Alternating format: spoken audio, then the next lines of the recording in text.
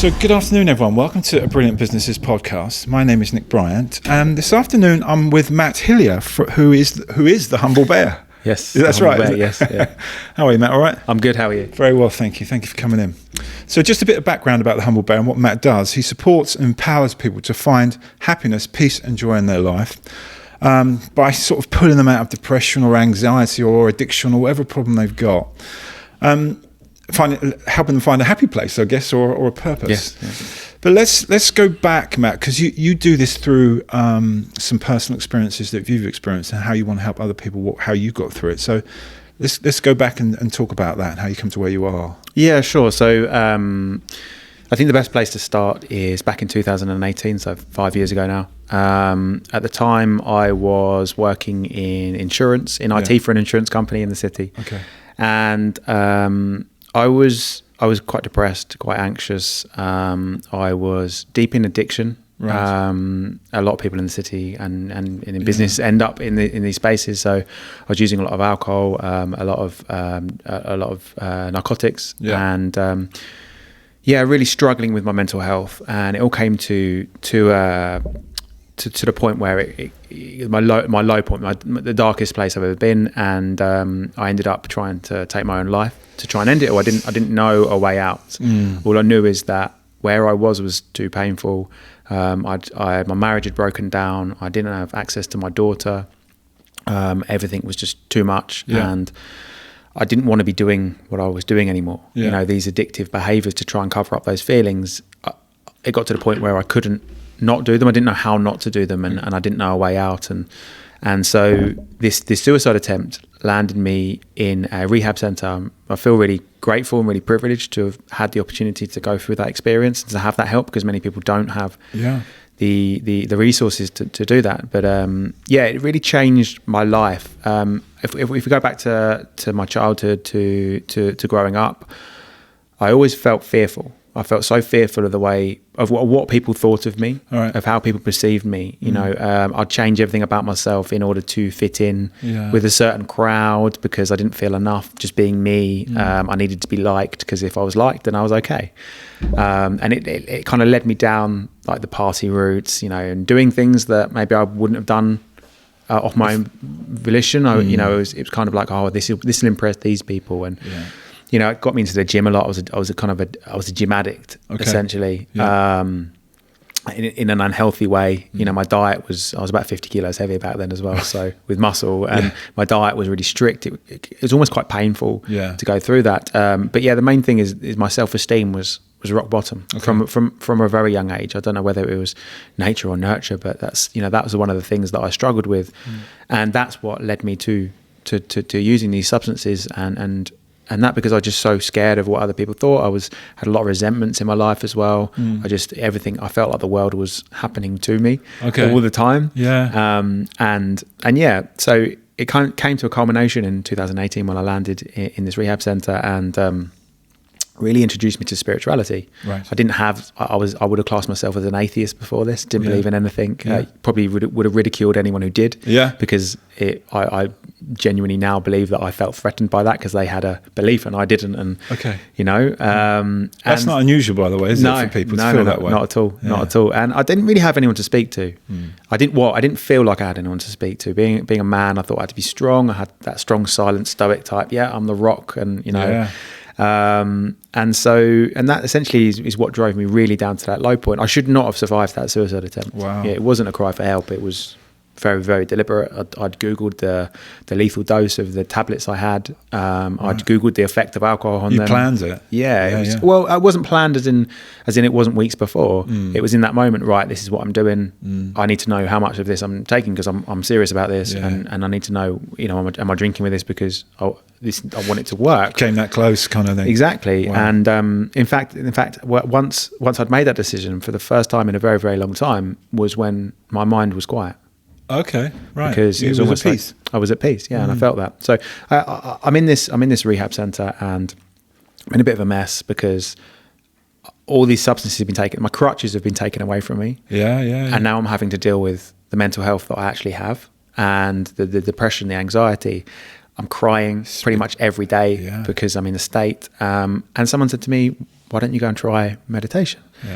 and prayer. And I was like, no, that's not me. I'm no. a rugby player. I don't do that kind of stuff. Yeah. And he turned around and he said, Matt, you haven't stopped crying for a week. You can barely walk because you're crying. And no one has to know about this. You can go and do it in your room. No one, it's not going to ruin your street cred or anything like that. No one's going to see you. Yeah. What have you got to lose? Yeah. And so I thought, okay, yeah, he's got a point. Let's go and do it. It's part of I was going through the 12 steps at the time. It's part of the 12 steps, prayer and meditation. Yeah. So I'll give it a go. And it really made an impact on me. I came away feeling. Did someone at that point tell you how to meditate? No. Okay. No, and this comes on to why I do what I do. Okay. No one really told me how to meditate. I kind of just sat there and was like, I'm going to listen to this like spiritual music. I know, because not everyone knows how to do it. No, exactly. The right way. Exactly. And I had a little bit of guidance of like, just go and watch your breath just go and observe your breath. Well, how do I do that? Yeah, and at the time I was, when I was in that state with that mental health, I couldn't sit still for 2 seconds, let alone 10 minutes. 10 minutes, yeah. And to start with, it literally was 2 minutes meditation. Maybe get the Headspace app or the other apps that are available, and okay, I'll listen to that and see how that works. And for over the last 5 years, I've come up with my favorite meditations. I've actually I've got a free ebook on my website actually. Yep. It's guide to meditation. There's like seven meditations and a couple of bonus ones on there as well. Okay. For people to help them on their journey, because I realized that I didn't know. No. I didn't know what to do. It's like when I thought of meditation, I thought of monk in orange robes sitting in a cave. Exactly. And so so I'm in this rehab center. I start meditating. Things start happening for me. I start to find more peace, more happiness. I start to let go of some of the things that were holding me back. I was in there for 2 months, and when I came out, I then went to meetings and did the 12 steps to remove myself from those addictions and to. Sorry to interrupt you. Go back to the 12 steps. What are the 12 steps then? Is that part of your 12 steps is like Alcoholics Anonymous, or Cocaine Anonymous, which was what I was part of. Yeah. There's lots of fellowships for suiting different addictions. Depending on what your poison of choice is. But the 12 steps it helps you to connect to something greater than you. So then you can call it whatever you want: God, universe, energy, nature, science. Yeah. As long as it's not your will that got you in that space, it's fine. Okay. And then it allows you to clear out all your fears, your resentments, any harm you've done, addressing anything you've done wrong in the world. So you can let go of those things that are holding you down and walk around with your head held a little bit higher. Helps with the self-esteem, because those things are kind of, what are dragging me down. I needed to let go of the things that are holding me back. Right. And then it teaches principles in life, because as an addict, I'd kind of let go of a lot of those principles, because the draw for what I need, what I thought I needed, overpowered it, I guess. Greatly outweighed, my moral compass. I still had a moral compass, and it felt wrong, and that's a lot of the anxiety came from the fact that I knew what I was doing wasn't right. Yeah. But at the time, I didn't feel like I had any other way. Yeah. So it kind of instilled these principles. The first principle was honesty. Okay. So I had to start being honest, and at the beginning that was quite embarrassing, because sometimes I'd say something and then I'd walk away and have to go back and go, I'm really sorry, that wasn't true. And it started to instill these principles in me, but being open, allowing, connecting to whatever it is, something greater than me, and just trusting the universe, trusting life, and not feeling like I'm always against the flow. Yes. And then prayer, meditation, and helping others.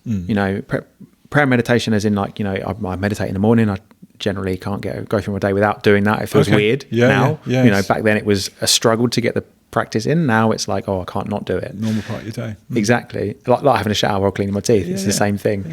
And just being grateful for the life that I have, for the experiences that I have.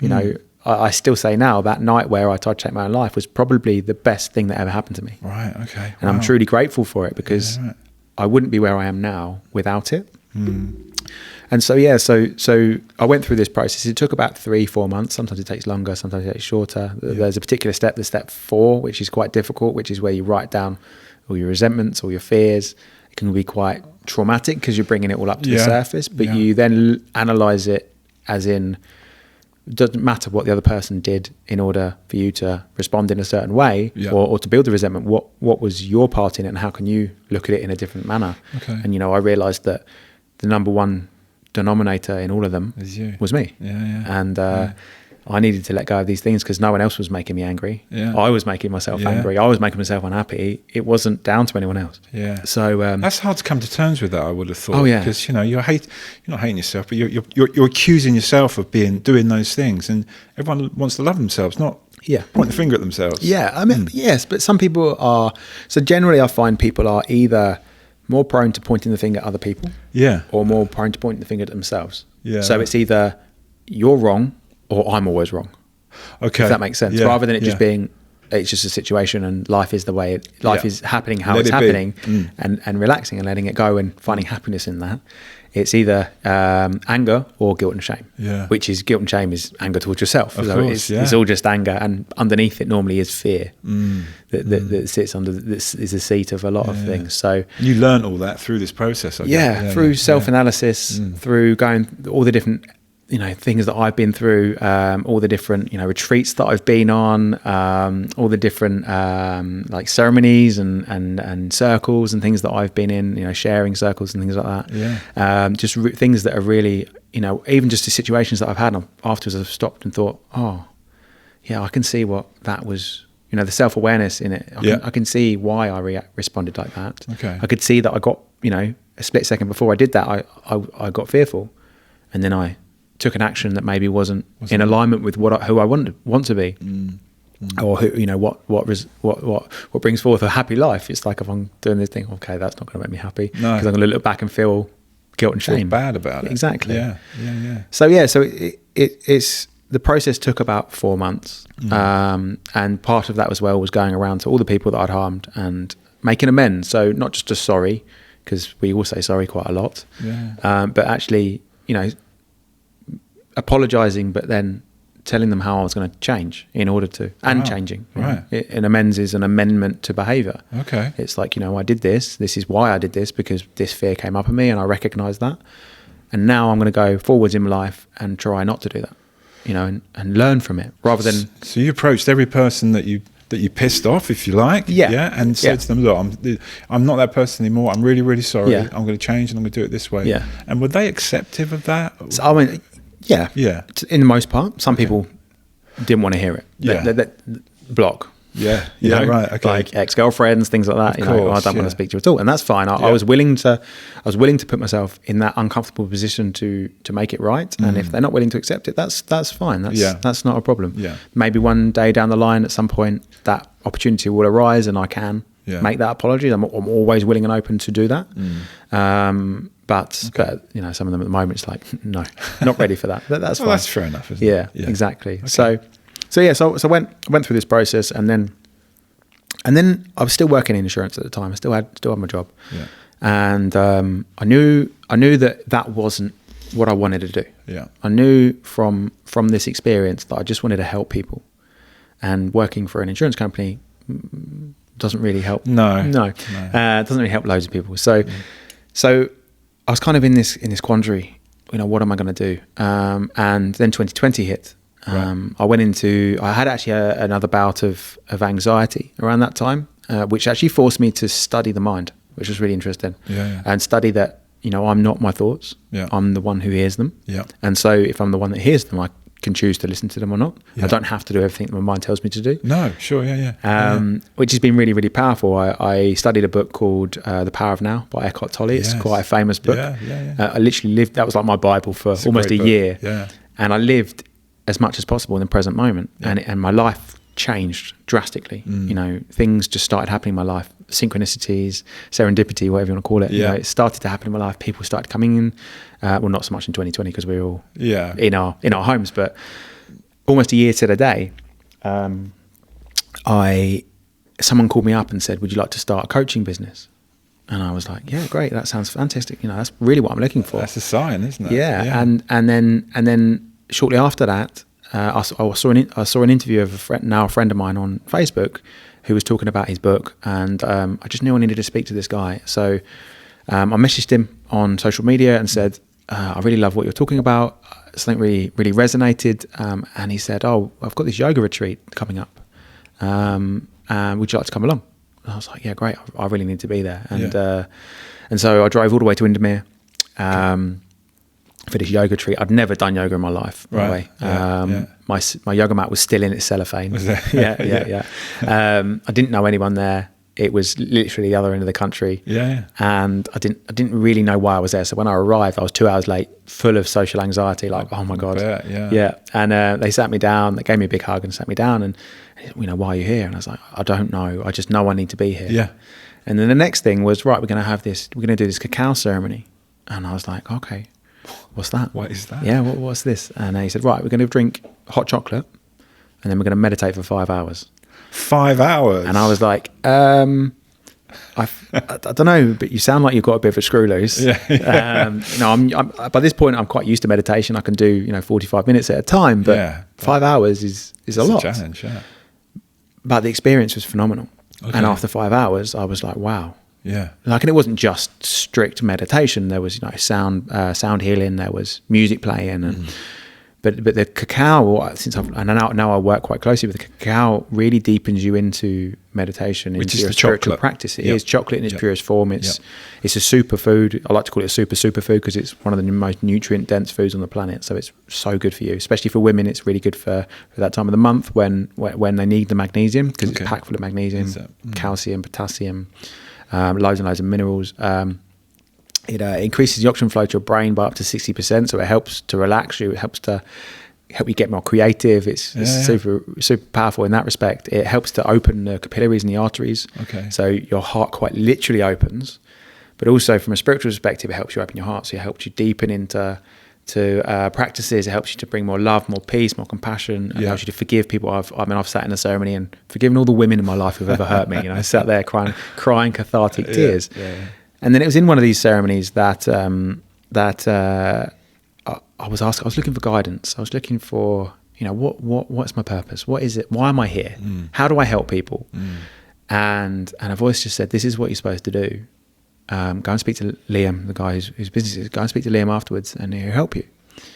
And I was like, wow, okay. Because they say these plant medicines, they come out of the jungle when the human race is out of balance with nature. Right. At the moment, we're quite out of balance with nature. Cool. And they have their own consciousness. They have their own spirit, and they communicate with us. And so I drank this chocolate, and then it literally told me, you need to go and do this. So the next month, I booked my first ceremony. It was in Essex. Had about 6 people there. Okay. And I just felt at home. I was like, wow, this is what I'm supposed to do. This is your purpose. Yeah. And so I started running these monthly ceremonies, and then I had this thing. I was like, right, I need to get out of the insurance industry. So quite drastic. I just resigned. You got to do it that way, haven't you? And I took a year out of the corporate world to I'll not say find myself, but to learn new skills. I was around the country all the time. I was meeting new people, learning new things, doing cacao ceremonies here and other spiritual practices here. And, I went quite a little bit down the hippie route at one point, grew my hair a little bit longer, as I do, a beard, big beard.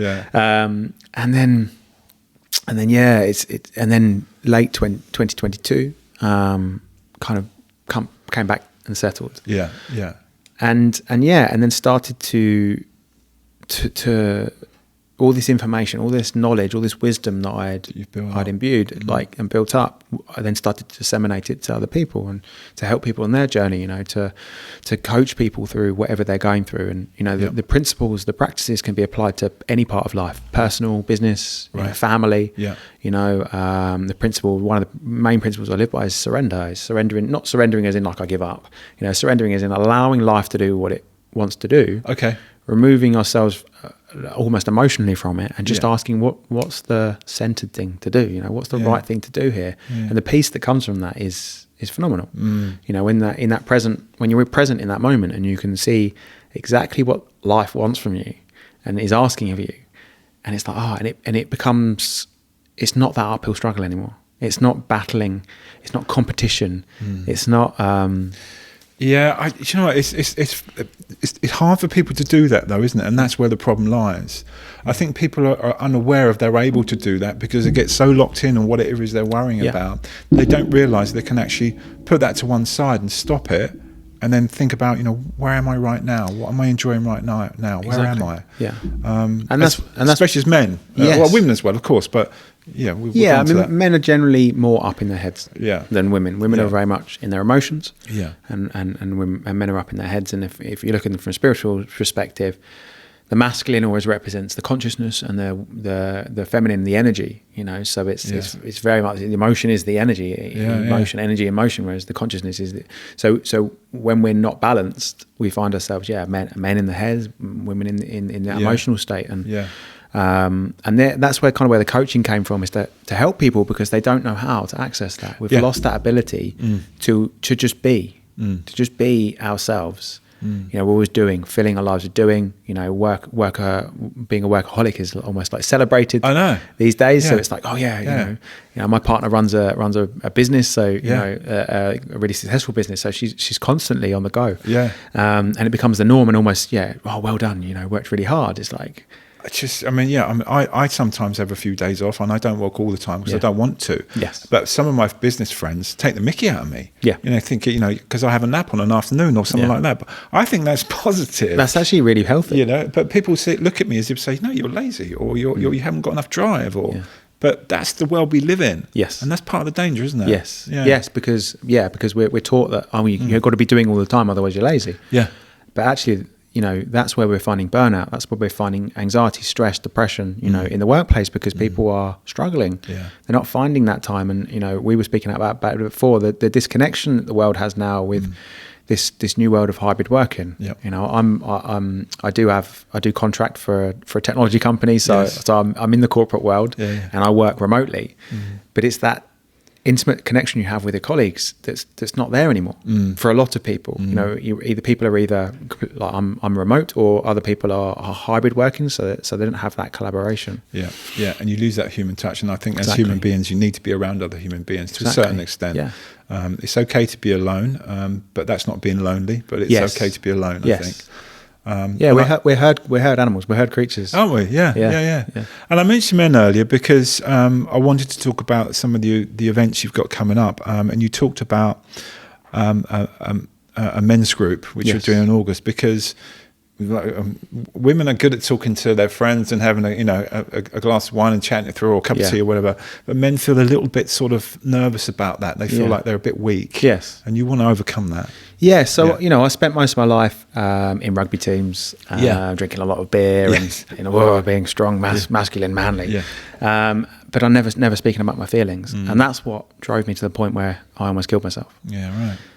And when I, settling down in Tunbridge Wells, I realised that there's a gap there. Like you said, women are great at going and sharing things with all their girlfriends, but men don't. No. They just don't do that. It's like, put a brave face on and it's all fine. I'll just go to sleep and it'll be all right in the morning. Yeah. That kind of mentality. And so I realised there was a gap for this. So, and I realised that I didn't have connection with a lot of men as well in my life. So it was like, okay, well, if this is an issue and I'm seeing this as an issue, I'll create something that solves it. Awesome. As a business analyst, that's what I do for a living. So I'm creating this space, a safe space, just for men to come and meet each other, connect, but also to share any problems. No problems too big or too small. Okay. No one is above or below. Everyone's just shoulder to shoulder in a circle. This is what's going on for me. This is how I feel at the moment. And asking or people offering support. I've been through this. I'm going through this at the moment. Yeah. Okay, I've been through that. Yeah. This is how I dealt with it. Yeah. Or I've been through this, and maybe this helps. Have you tried this? So that kind of support is really important. And it's is it in a room? Is it on? How do people get involved? Yeah. So it will be starting on the 14th of August. Yeah. At Law 365 office. Near the Pantiles. Yes. Yeah. So they've lent us that space. Okay. So that we can just get together. It's a free space. It's completely free of charge. Okay. There's parking there as well, or across the road there's parking as well. Yes. Yeah. But just coming along, and just with an open heart and an open mind. Okay. With a room full of guys, just that sounds awesome. Yeah. I think I'll come along to that. That'd be really good. I'm up for that. I think we should do more of that. And some of the other events you've got coming up, should we go through those? Yeah, of course. Yeah. So as I spoke about earlier, cacao is a really big passion of mine. Like I said, it's chocolate in its purest form, but it really helps people to release and to process. So coming up in October, on I believe it's the 13th of October. Well, I'm hosting a cacao ceremony at Tranquility Yoga just outside Crowborough. Okay. It's just on as you come in from Muckfield into Crowborough. Yeah. So there will be a 2-hour evening ceremony from 7 till 9, where people can really just come and relax, meditate, listen to some nice music, some sound healing. My partner plays some crystal bowls, so it's very peaceful. Yeah. And really helps people to bring in that peace, happiness, forgiveness, and also something to do on a Friday night that's not drinking. Yes. And you're going to feel good in the morning and not necessarily feel rough. Yeah. So inviting people to come along to that. It will shortly be up on my website. Okay. Cool. So come along. Okay. And for any other help that people may want, they can just contact you through your website. There's sort of things that people can download on your website for the meditation, and other ways of being help themselves. Yeah, so I've got the other events I've got coming up as well. Yeah. So I've got a retreat coming up, like a weekend retreat, which is up in Hertfordshire, which is a human optimization retreat, which is really helping people work through their fears. It's sort of like mind, body, and spirit. Yeah. So we've got cold water therapy to help people push through fears. We've got yoga there. We've got some hypnosis with a live DJ with like silent disco headphones, which is phenomenal. It's like a really amazing experience. We've got sound healing and a cacao ceremony there as well, in this really, really it's like a barefoot luxury kind of space called the Birch in just outside Cheshunt. Really, really lovely space. Nice. So that's coming up in October. That's the 7th to 8th of October. So if you go on my website, you can download the free meditation ebook, which is completely free of charge. There's a online course if people want to upgrade to that as well, so they can listen to me talking through the meditations as well, if that's what they like. I'm also an energy healer, so if anyone is looking for some energy healing, and any one-to-one coaching as well for a lot of the I noticed there's people can book a discovery call. Of course, talk whether they're suitable to be helped by you. Yeah, because I don't just want anyone. I want the right people. It's like it has to be a two-way thing. Yeah. It has to be that it is the right client for the right coach and the right coach for the right client. It has to, we have to, come to that agreement together. So, that's another offering as well. And then, anyone just get in touch. Business owners and stuff as well. I do a lot of away days, a lot of business retreats. They either one day away day or something to come in the office, or we have like a 2-day retreat. I'm hosting a festival, a corporate festival for a company, like a private one, in September, which is like amazing. We're bringing loads and loads of different experiences to all of the staff, like a summer party. Nice. Which would be amazing. And then we were talking about earlier this co-collaboration kind of co-creation retreat where we come with a business problem, but we also get into some spiritual practices, maybe a bit of yoga, maybe a bit of meditation, come together as a team, and then solve the problem. And then we have some entertainment in the evening. So lots of exciting things coming up. That's awesome, man. That's awesome.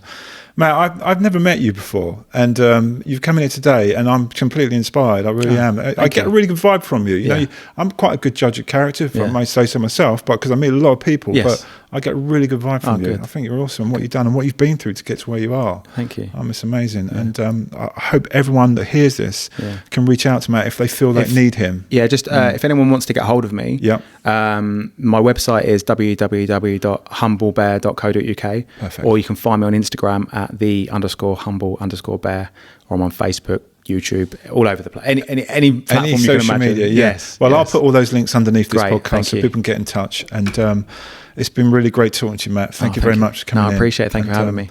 And maybe we'll have another chat another day. Yes. That'd be awesome. Okay.